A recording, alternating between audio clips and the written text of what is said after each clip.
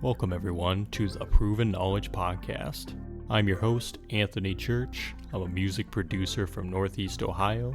I began this weekly interview series to give you different perspectives from artists, producers, engineers, and other individuals in the music industry.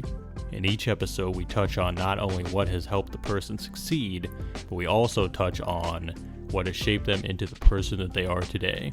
I hope you're able to gain some real proven knowledge from the show, and that it helps elevate you on your own journey to success as well. Let's get into it. What's going on, everyone? Welcome to episode 266 here on the Proven Knowledge Podcast. Today I welcomed Benjamin Kintisch. He is a musical creator. He actually created the one-man show called Life Review, a hospice musical. Benjamin and I got connected probably in 2023, maybe early 2024, in a Facebook group for podcasters, and he expressed interest in being on the show, and I think we kind of fell out of touch for a little bit. We each had our own things going on, but more recently, about a month or so ago, he got in touch with me again about being on the podcast, so we finally made it happen this week. And this was a very cool show. Benjamin had a lot of things to discuss. He went into, mostly about the creative process behind Life Review itself, really, his experience in hospice and how that led him to combine his love for musicals into something very unique, very creative, and a one-of-one experience. We are going to be breaking this episode up into two parts. Because Benjamin has a lot more to discuss. We ran out of time today, and we didn't get to discuss all the things that I had in mind, and that he had in mind as well. So we're definitely planning for a part two.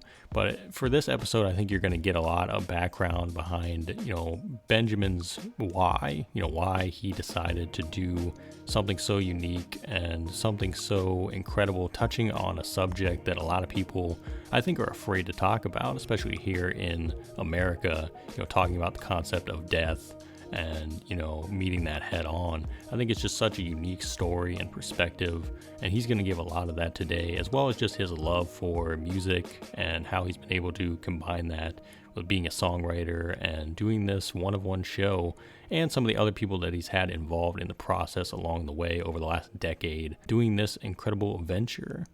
So without further ado, let's get into this one. Well, we can get right into it. I usually just have the guest give kind of a brief introduction first, kind of about you and what you do and all that good stuff, and then we can roll right into that if you want.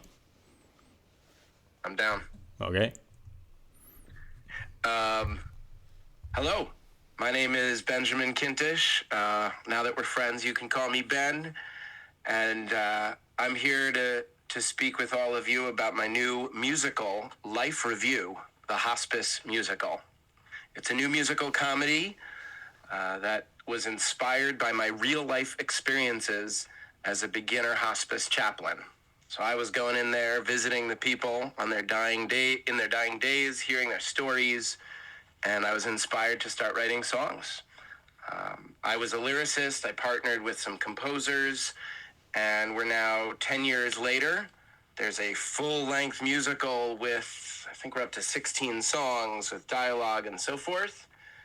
I know we're going to talk more about the journey, but there has been along the way different versions of this thing, so part of our conversation today is going from being just a guy who sings very well to a guy who discovers his songwriting ability, and then I had to kind of blossom into a producer and even creative entrepreneur to make this little play the little play that could. So that's the overview about who Ben Kintisch is.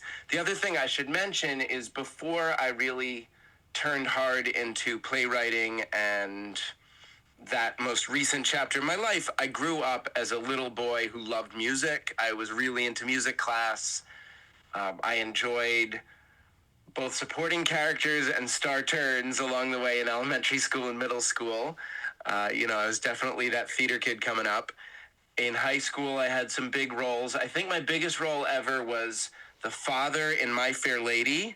So if you have some listeners who like musical theater, he's sort of a buffoon, he's drunken, and he sings that great song, "Oh, I'm Getting Married in the Morning," and it was like a song and dance number with a couple of girls dancing around me. It's like every awkward 16-year-old theater kid's dream. So I think I peaked there as a musical theater person until I returned to it in my 40s. But after kind of turning away from musical theater, I was still super into singing.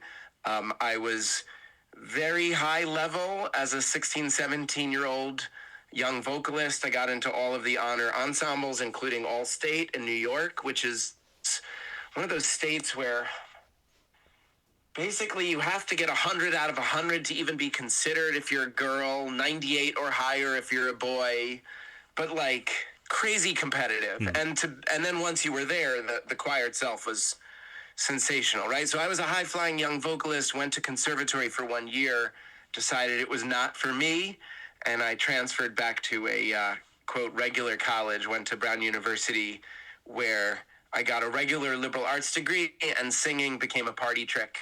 I played rugby for a while. Fun fact, Anthony, because rugby comes from Britain, home of singing for sports, there's a whole singing aspect to the rugby culture all around the world. So you play your game and you go back to the pub and you have a drink and then you sing silly songs with the other people. So I had sort of quit on being opera man Ben or classical music singing Ben, but I was a new rugby guy. I was, I'd say, below average on the field, though eager. But I was above average in the pub singing those funny songs. Fast forward a few more years into my mid-20s was when I turned into a cantor. Parenthetically, for you listeners who don't happen to be Jewish, a cantor in the Jewish tradition is like a music minister. They use a similar word in Catholicism sometimes for the paid singer. Anyway, I decided to go to graduate school to train as a cantor, combining my interest in singing with my interest in kind of Jewish communal work and education.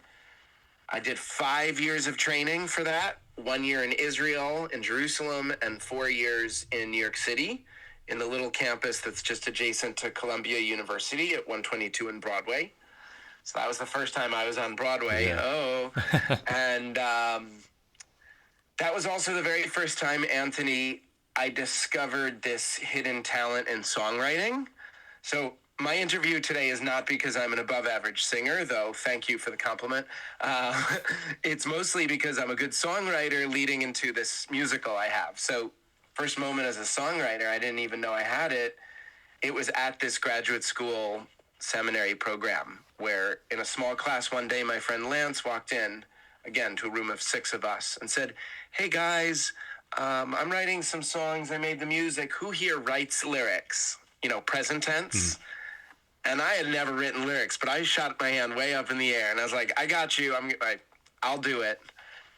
And he and I co-wrote, I want to say 2 or 3 songs on the theme of Hanukkah. You know, we were both Jewish musicians in a seminary, so why not?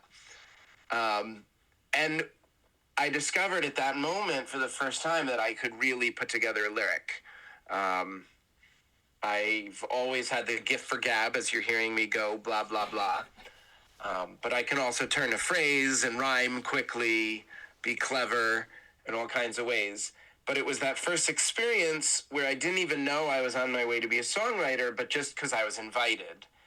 And I was like, raised my hand and did it. So that was kind of an important first step on this journey. I'm going to catch my breath for a second, have a sip of water. Anthony, I was off to the races because I'm excited. Well, I was gonna say I love thorough intros. I love when I get to just let people tell their story. So thank you for that, because you recapped a lot of things that I would have never even thought to brought up.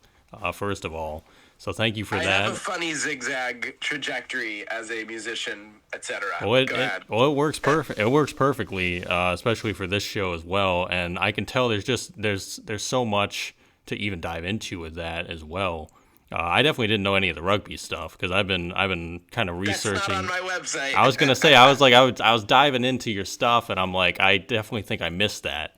But yeah, see, rugby's not on the bio. Yeah. So I'll tell you, it's good for those icebreaker games like 2 Truths and a Lie. Mm-hmm. No one guesses that I used to play rugby because you can audio medium, but I'm let's say, like many Jewish men, I'm on the petite side. I'd say 5'7" if I need a haircut. And when I was playing rugby, I was attempting to get heavier, and I topped out at 169, and I was jacked. And I was trying so hard to hit 170, and I don't think I ever got there. Yeah. But anyway, now I could probably hit 170 easier, but I wouldn't look so young and fit. Yeah. Yeah. Very interesting Anyway. stuff for sure. Very interesting stuff for sure. And I know that just from even that recap of that journey, it kind of led to, I think I read on your site, because you have the whole timeline of Life Review on your site, which I thought was very interesting. And it's kind of being updated in real time as well, from what I can tell.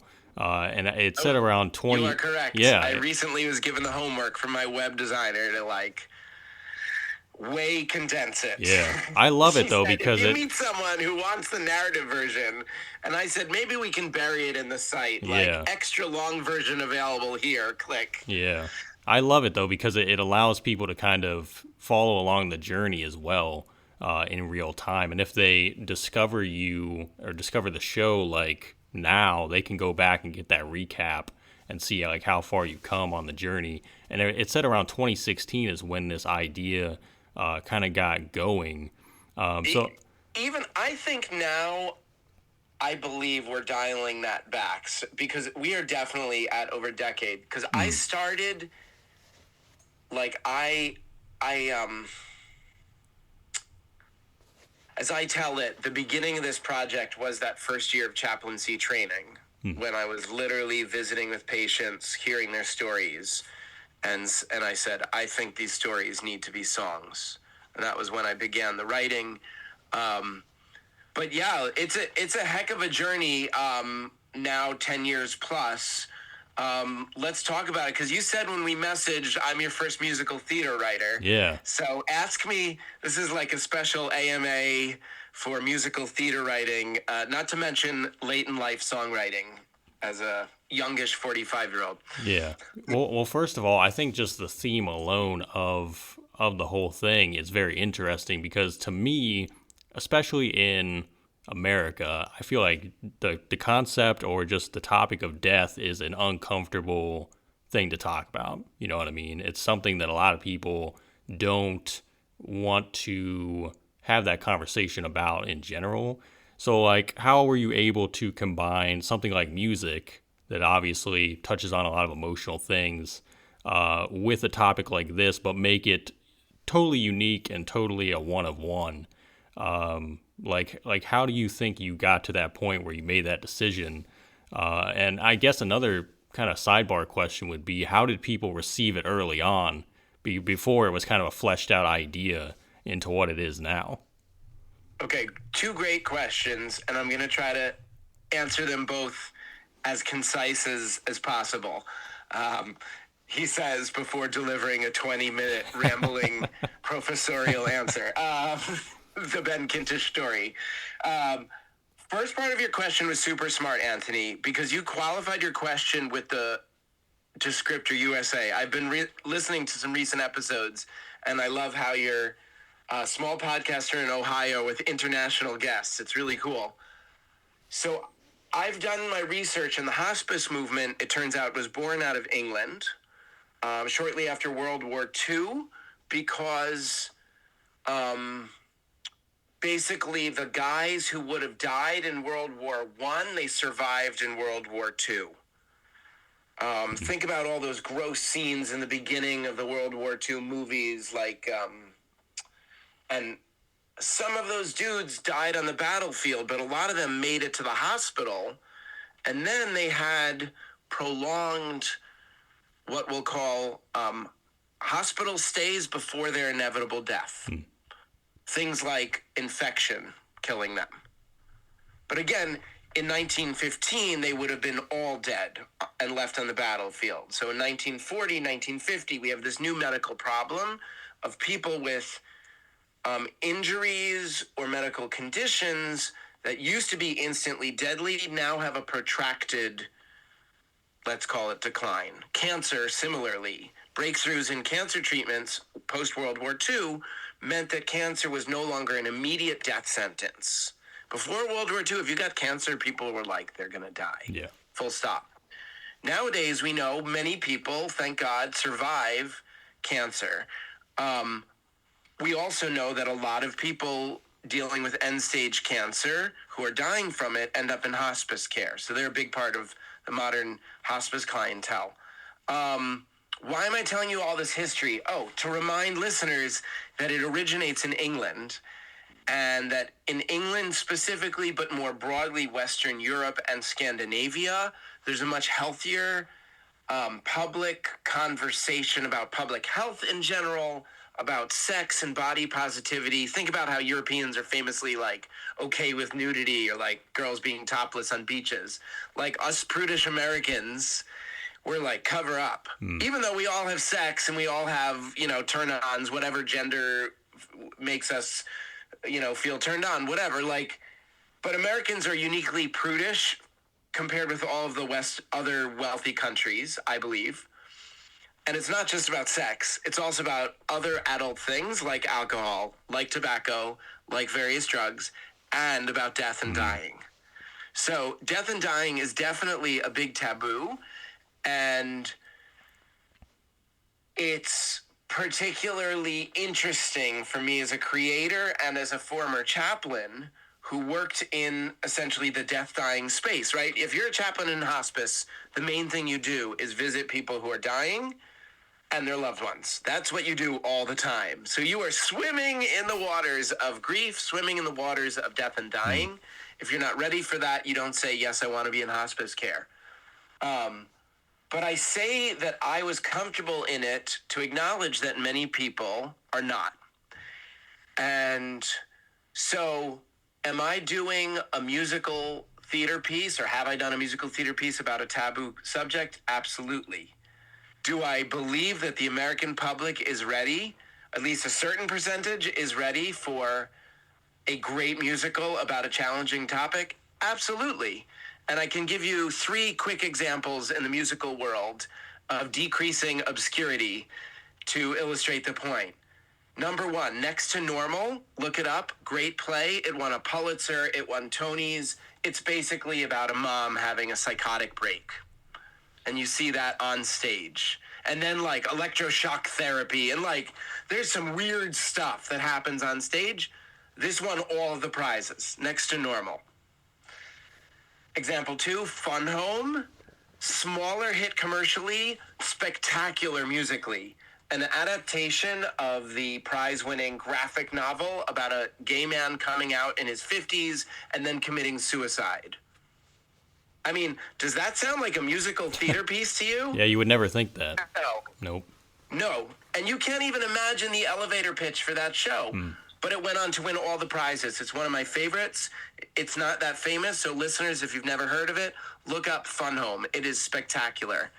And then the last example is more famous that everyone knows, Hamilton. If you look up the YouTube of young Lin-Manuel Miranda performing at the Obama White House. Have you ever seen this clip, Anthony?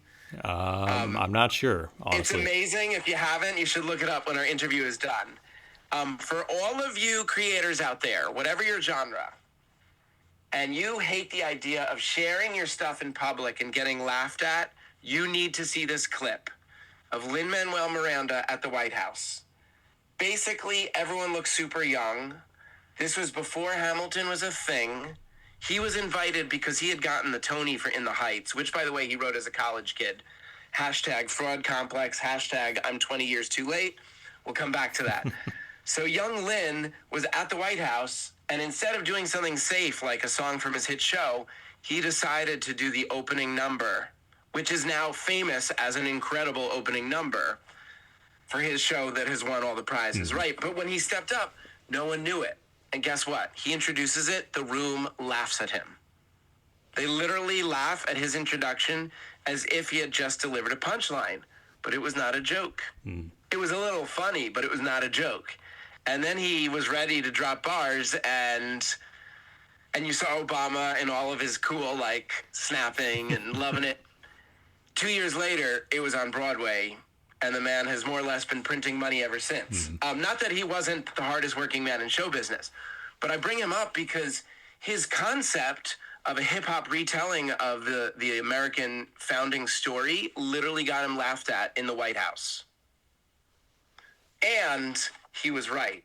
So I take that as an inspiration for me and for all of you creators out there, because you never know who needs to hear your story, who needs to hear your song, needs to see your play, needs to see your visual art, and insert whatever your creative thing is, right?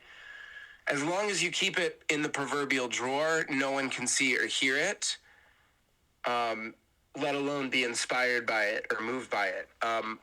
I've been working my tail off for over a decade now to keep this little play that could going forward, despite the challenging reactions, man. I mean, I told a long story there with Lin-Manuel, but it's an important one because now everyone just assumes with hindsight that Hamilton is a juggernaut. But just look at that clip, man. Yeah. It was not obvious that that was a good idea.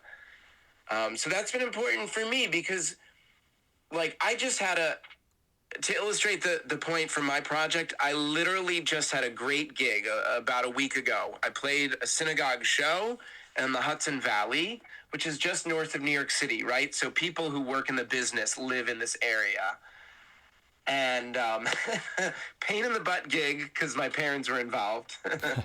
But it was also a great show for all of the reasons. Why am I bringing this up?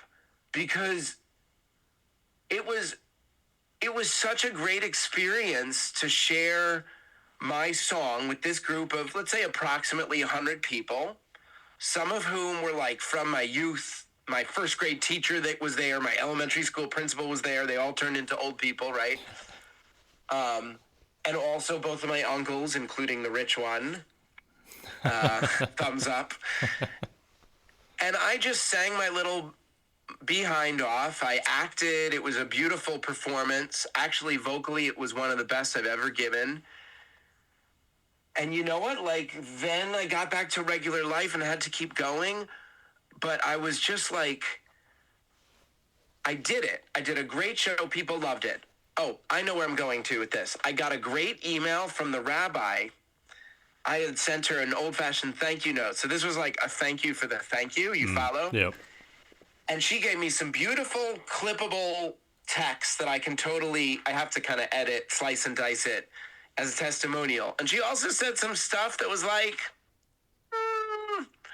let's just say feedback where I had to like take a deep breath. I didn't necessarily agree with her, but like, this is part of the challenge of being a creative. Like, every time you put your thing in front of people, all the more if you're doing, quote, community partners who expect to be able to offer opinions before, during, and after.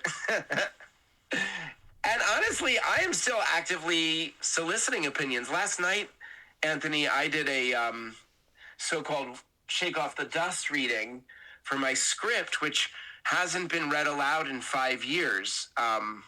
We were talking about that zigzag journey, so I was like on a steady march up, doing progressively more involved workshop productions. And then COVID hit, man. It was awful. Everything was shut down. Hey there, hope you're enjoying the episode so far. I just wanted to take a quick minute out to let you know about a couple different ways that you can support the podcast. One of the ways is by clicking that support the podcast button within your streaming platform. That is if you want to be a monthly supporter of the show.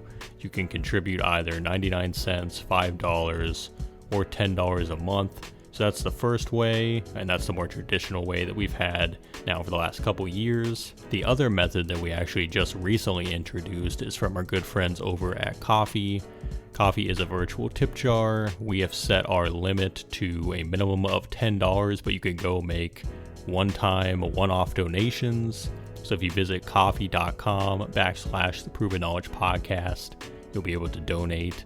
And all these different forms of donation go towards getting new guests every single week, getting potential sponsors on board to do giveaways, and overall just making the show better for you guys.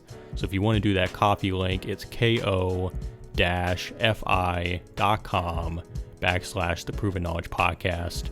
Otherwise, again, look for that support the podcast button in your streaming platform if you'd like to be a monthly supporter. And I just want to say thank you guys for your contributions.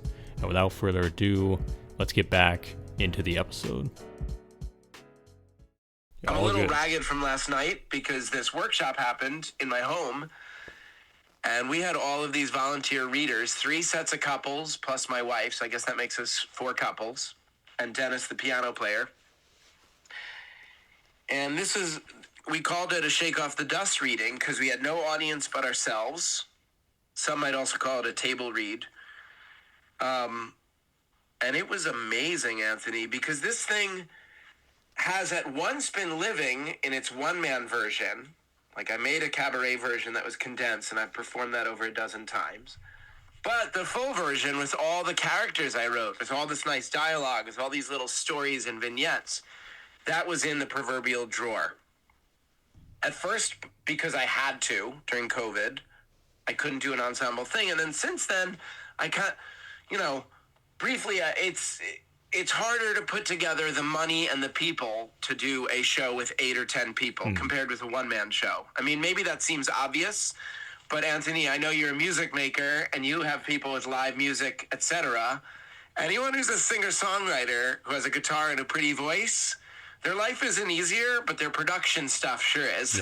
Yeah. So back to my musical, I have a one-man version where it's voice and piano. And I have a guy locally, and I'll pay him $200 for every gig. That's great money for him, and that's a good price for me. We're all happy. $300 if he's traveling a bit more, right? Great. Still happy. Because he's like a graduate student, eager, right? But I also, this spring, had a 5-piece ensemble when I had grant funding from the state. And I used some of that money to hire musicians from Peabody Conservatory, top conservatory in Baltimore City. Can I tell you, Anthony, have you ever been moved hearing your own music in an exciting or special setting? Have I been moved? No. Have I been self-critical? Maybe a little bit, yeah. But I see what you mean. I see what you mean. We're going to go for the extended length conversation and I switch from friend, guest to chaplain. Maybe I can help you accept your talent with a more loving, open-hearted voice, and the self-critical voice you need to tell, go jump in a lake. Yeah. That's my G-rated version of shut the F up. But I definitely see what you mean, for sure. Like being able to have an appreciation for the moment of hearing it back in a certain type of way, right? Right. Yeah. So I'm bringing it up because this exciting grant this spring, I got several $1,000s from Maryland State Arts Council. I can say the number, it's public information. I got $4,000. And I used $1,000 to commission this music friend, he's a composer, to arrange parts. So I had piano scores, piano music written for all 16 songs. The 8 that I perform more have been edited a little bit better. They're in better shape, so to speak. The other ones need more work. We're working on it. But I used $1,000 to pay him to edit the 8 songs pianistically, the piano stuff, and then to go back and arrange it into a Broadway-style ensemble. He chose a Pierrot ensemble, which is a 5-part violin, cello, flute, clarinet, piano. It's a certain kind of softer, subtler Broadway sound. Notice there's no true rhythm portion, no bass, no drums. So basically you use a pizzicato cello to be a pretend bass, or you use the piano left hand really rhythmically for an R&B song. And that's how you get away with no real bass. Perhaps in the future we'll revisit that if we decide we want to lean more into the R&B groove. Yeah. But it can be done. Anyway, he did this, and then I looked at the money and I was like, how much would it cost to hire some musicians? Because he could just provide me with the scores and literally email me a Dropbox link, and I would pay him $1,000 and his job would be done. But he was like, yo, bro, in the way, because he's 23 and he says that unironically. He's like, I could totally get some musicians and for not a lot of money. And he asked around, and he found a guy who does film music. He knows all the instrumentalists. A few days later, we were working on an ensemble. So the May 11 show that was subsidized by the state included 5 conservatory musicians who played these parts. And there are some songs that, as written, were basically simple melodies with a little bit of a piano. And the piano often sounded a little bit Elton John, Carole King, Billy Joel. If you know any of those three, you know them as like the sort of, I would call them the 3 kings or the 3 royals of piano forward pop rock. And if you know one and not the other 2, you should learn and meet them. They're great. So my 2 main musician composer friends, Jason Spiewak and Michael Miller, shout out to Jason and Michael, they both grew up on those 3 musicians. So my stuff, a lot of it sounds Carole King, Billy Joel, Elton John, which sounds great to me. But for some of our songs, we use musical style switch-ups to indicate character and generation. So we have one song with the friendly old Jewish guy who's approximately 80. So an 80-year-old Jewish guy in America, he probably loves Sinatra, and he loves Perry Como. So his song sounds like Sinatra and Como on purpose. There's a super old black guy named Leroy Washington. His song is a gospel number because he was a retired church musician. Last example, Stella Santini, she's a woman in her late 50s dying. Who does she love the most? Carole King. So her song sounds like a Carole King song. And it's pretty unsubtle, the musical allusions, but not in a way that sounds gimmicky, but like you can hear the echoes. And it's meant to cue the audience sonically, like, oh, we're with someone else now. I tell people in a shorthand, the show is chorus line meets Fiddler on the Roof, set in a hospice. So a chorus line famously features what I call musical monologues. Each character, small, medium, or large, gets a solo moment where they step forward and they tell their story in a 3-minute song. Fiddler on the Roof, because there's all this like looking up to the lights above the stage as if dialoguing with God. What I call the Tevye moments. So I have a lot of Tevye moments in my hospice musical. But the different variety of music is intentional because you asked in your earlier question, Anthony, about the challenging subject matter. So a guiding principle for me as a writer, to quote one of my favorite children's musicals, takes a spoonful of sugar to make the medicine go down. That's Mary Poppins. Thumbs up if you ever saw that movie, Anthony. No? Yes! All right. You made me so happy. Yep. Tell your grown-ups they raise you right. I will do that. Movie musicals are important for a healthy childhood. And honestly, I'm a music teacher by day, and I'm always showing clips and reminding the children whether or not your parents can take you to live theater, and we know that's an expensive hobby. Movie musicals are a way to to enjoy musicals. Yeah. So the best example, of course, is Annie. Fun fact, or sad fun fact, Charles Strauss, the writer from Annie, died this spring. So as a music teacher, I was like, oh, that's an opportunity. So I told the kids, because they all know Annie, most of them know the new Annie with the African-American lead, but some of them know the old Annie with the white kid and the red hair, or both. Told them about the writer, and they were like a little sad. And I said, but you know what? What's special about music is when people die, if they're famous, they kind of live forever because of their music. Think about how all of you feel about Michael Jackson in the present tense. He was dead before any of you were born. But we think about Michael Jackson in the present tense as if he's alive because his music lives on. And I said, Charles Strauss, this amazing writer who wrote Annie, he died last week, but we're going to celebrate him by singing tomorrow at the big show.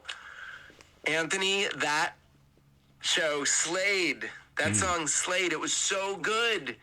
Not a dry eye in the house. 130 children. When I'm stuck with the day that's gray and lonely. Even if you hate musical theater, that song is going to get you if you have a child and you see them singing it with all the feels, right? Yeah. So that was a moment for me to like raise up movie musicals and be like, guys, this is good stuff. And of course, if they ever have the opportunity to see it on stage, whether it's middle school, high school, on up to regional or touring Broadway, I'm going to encourage them to go with their family, because live theater is a different kind of magic. Just the way all of us who love music, we know seeing live music at a venue is always going to be more exciting than, or differently exciting, maybe. It's a different experience, for sure. Listening at home. Yeah, absolutely. Well, you're never going to believe this, Ben, but we are already out of time. But I'm not surprised at all. But here's I talk too much. No, you don't. Here's what I want to do, and I don't know. I don't want you to say you promised to do this, but I want to do a part 2. I soon. commit on air for part 2 already now, and we can keep talking now if granted the vigor, or just probably better choice is to reschedule. And maybe what we can talk, I would love to talk more about a couple things that I'm surprised we didn't get to, maybe because I was off to the races. But talking about the nature of creative collaboration, I have some amazing stories about the very best and the very most soul-crushing moments of co-writing. I see you laughing because I know you've made music with friends, and sometimes when you make music with friends, they don't stay friends, depending on how it goes. But hopefully you can stay peaceful, and I have some interesting reflections on that. And the other one, I'd love to talk with you, Anthony, about what it's like. I kind of hinted at this, but I'd love to go deeper. What it's like to make music and then try really hard to share it with the world. What I've come to learn is known in like the podcast universe of like creative entrepreneurship. You hear that buzzword, but it's basically like, how do we get ourselves paid as musicians, songwriters, theater makers with a song or play that no one's ever heard of? My smart friend Jason, who's the co-writer on half the music, he has a record label and a studio, and he says, like, when you think about it, that is the most essential, most difficult question in the music/entertainment business. How do I convince someone to open up their wallet and invest, or reach for their phone, I guess, and be ready to pay money to enjoy something that they've never heard of until I'm done telling you about it, right? Yeah. Like, it's not just to be noticed in a universe of people wanting to be noticed. That's only step 1. Step 2 is to be noticed and then liked enough, and then like such that they're ready to open their wallet, or in the case of the internet, like pay them money, whatever, right? So I've had some surprising success given my topic matter, and that I'm a musical that no one's heard of yet. In that I've won some state money, I've done some interesting gigs, and I'm still performing it on other people's dime and looking to expand. Related to that, we can talk about being a musician and getting what you're worth, asking to be paid and expecting for it, which is really hard when you're starting out. Am I right? Yeah, absolutely. Really hard. And it's even hard for a lot of people. I've had some heart-to-hearts with my guy doing piano. Yep. And, you know, we'll come back to this, but we know a lot of our friends and colleagues in the creative space begin everything by giving away the store. Yeah. And that is a tough one because you got to make a living, even if you do something that others perceive as cool or fun. And, you know, one of the advantages of being at this for over 10 years now, I've gotten a lot better at asking what I'm worth and not being embarrassed to say I charge $1,000 minimum for a live show. Can I tell you, the first time I asked for that, Anthony, I was like, let me pop a Xanax first because I'm stressed.